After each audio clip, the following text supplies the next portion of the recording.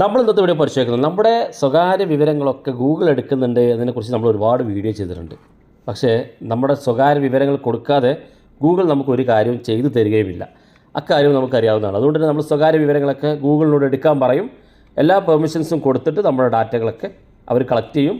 അവർ തരുന്ന സൗകര്യങ്ങളൊക്കെ നമ്മൾ ഉപയോഗിക്കുകയും ചെയ്യും. ഇപ്പോൾ നമ്മൾ ഇന്നത്തെ വീഡിയോ തീർച്ചയായിട്ടും നമ്മുടെ മൊബൈൽ ഫോണിൽ അല്ലെങ്കിൽ ഗൂഗിളിൽ നമ്മൾ ചെയ്തു വെക്കേണ്ട വളരെ ഇമ്പോർട്ടൻ്റ് ആയിട്ടുള്ള ചെറിയ 1-2 സെറ്റിങ്സാണ്. കൂടാതെ നമുക്ക് നമ്മുടെ പ്രൈവസി കൂടുതൽ സേഫ് ആക്കുന്നതിന് വേണ്ടിയിട്ടുള്ള ഒരു സെറ്റിങ്സും നമുക്ക് ഇതിനകത്ത് നോക്കാം. വീഡിയോ അവസാനം വരെ കണ്ടു നോക്കുക. നിങ്ങളുടെ സുഹൃത്തുക്കൾ കൂടി വീഡിയോ ഷെയർ ചെയ്ത് കൊടുക്കുക. അപ്പോൾ ഏതൊക്കെയാണ് സെറ്റിങ്സ് നോക്കാം. ഞാൻ അതിനു വേണ്ടി ആദ്യം ഗൂഗിൾ ക്രോം ഓപ്പൺ ചെയ്യാണ്. ഗൂഗിൾ ക്രോം ഓപ്പൺ ചെയ്തിട്ട് ഗൂഗിൾ ക്രോമിൽ ഏറ്റവും മുകളിൽ സെർച്ച് ചെയ്യാനുള്ള ഓപ്ഷൻ ഉണ്ട്. അവിടെ നിങ്ങളുടെ ഗൂഗിളിൽ ഇതുപോലെ നിങ്ങൾ ടൈപ്പ് ചെയ്യുക, മൈ ആക്ടിവിറ്റി എന്ന് ഇതുപോലെ ടൈപ്പ് ചെയ്ത് നിങ്ങൾ സെർച്ച് ചെയ്ത് കൊടുക്കുക. സെർച്ച് ചെയ്ത് ഇതുപോലെ ഓപ്പൺ ആകും. ഇവിടെ ഏറ്റവും മുകളിൽ തന്നെ മൈ ആക്ടിവിറ്റി എന്ന് കാണും. ക്ലിക്ക് ചെയ്ത് കൊടുക്കുക. താഴെ ഭാഗത്തേക്ക് വന്നാൽ ഇവിടെ കാണാം web app activity, time line activity, YouTube history activity, അങ്ങനെ ഓരോ ആക്ടിവിറ്റികളും നിങ്ങൾക്ക് ഇവിടെ കാണാൻ സാധിക്കും. താഴെ ഭാഗത്തേക്ക് വന്നാൽ നമ്മൾ സെർച്ച് ചെയ്തിട്ടുള്ള ഡീറ്റെയിൽസുകളും കാര്യങ്ങളൊക്കെ ഇവിടെ കാണാൻ സാധിക്കും. അതുപോലെ തന്നെ ഇൻക്ലൂഡ് ക്രോം ഹിസ്റ്ററി, നമ്മുടെ ക്രോം ഹിസ്റ്ററി നമ്മളെന്തൊക്കെ ഗൂഗിളിൽ സെർച്ച് ചെയ്യുന്ന കാര്യങ്ങൾ ഗൂഗിൾ സേവ് ചെയ്യുന്നുണ്ട്. അതുപോലെ തന്നെ നമ്മൾ വിഷ്വൽ ഹിസ്റ്ററി, നമ്മൾ എന്തൊക്കെയാണോ വിഷ്വൽ ചെയ്യുന്ന അതിൻ്റെ ഡീറ്റെയിൽസ് ഗൂഗിൾ എടുക്കുന്നുണ്ട്.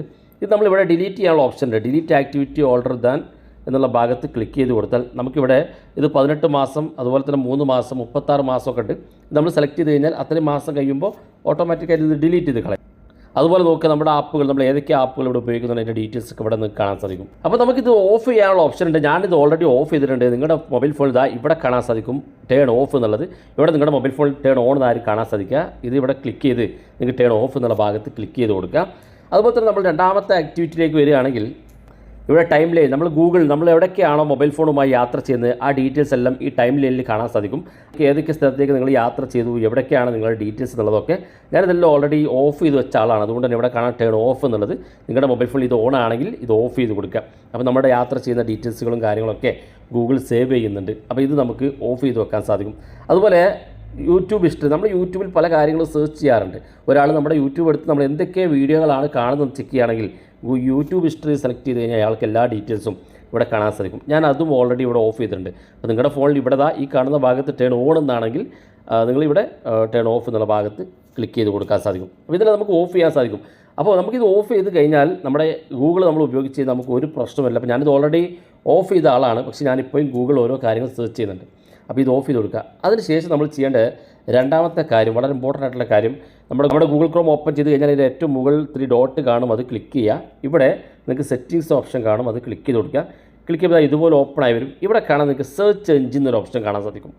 ഈ സെർച്ച് എഞ്ചിൻ എന്നുള്ള ഭാഗത്ത് നിങ്ങൾ ക്ലിക്ക് ചെയ്ത് കൊടുക്കുക. അപ്പോൾ നമ്മൾ ഓൾറെഡി ഇവിടെ ഗൂഗിളിൻ്റെ ഭാഗത്താണ് കാണാൻ സാധിക്കുക. നമ്മളതെടുത്ത് നേരെ ഇവിടെ ഏറ്റവും താഴെ കാണുന്ന ഭാഗത്ത് ഡക്ക് ഗോ എന്നുള്ള ഭാഗത്ത് സെലക്ട് ചെയ്ത് കൊടുക്കുക. അതിനുശേഷം നിങ്ങൾ ബാക്ക് ബട്ടൺ ക്ലിക്ക് ചെയ്യുക. ഇനി നിങ്ങളുടെ ഗൂഗിളിലൂടെ നിങ്ങൾ എന്ത് കാര്യം സെർച്ച് ചെയ്യുകയാണെങ്കിലും ഈ ഒരു പ്രൈവറ്റ് സെർച്ച് എഞ്ചിൻ ഡക്ക് എന്നുള്ള ഈ പ്രൈവറ്റ് സെർച്ച് എഞ്ചിനിലൂടെയാണ് സെർച്ച് ചെയ്യുക.